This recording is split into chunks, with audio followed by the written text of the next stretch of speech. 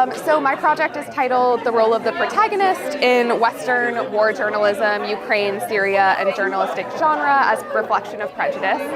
I was really interested in how, in the first few months of the full-scale invasion of Ukraine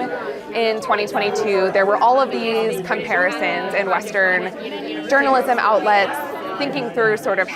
what happened in Syria throughout the last decade and how what's happening in Ukraine are very similar. So a lot of news coverage really drew on these similarities and talked about how the conflicts looked very similar,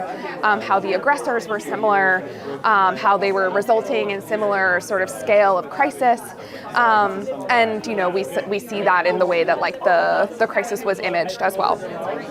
But obviously the lived reality of Ukrainians versus Syrians is very different, and sort of the policy approaches to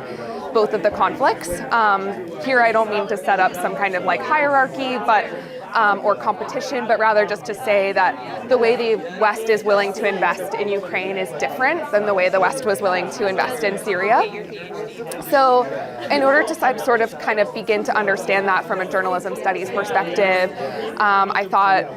there's an important place where this coverage differs between Syria and Ukraine, and that's in the profile piece. So within the first 3 months of the full-scale invasion, we saw countless profile pieces of Zelensky sort of covering him in the same way, at the very same time, over and over and over again, really sort of investing in not only how he's addressing the war, but who he is as a person. So I was really trying to think through what is this investment in Zelensky, the man, the leader, by Western news, say about news values and how that might be reflected in Western policy. And I sort of come to this understanding that Western news functions as an economy of visibility, to use Sarah Banet-Weiser's terms, in which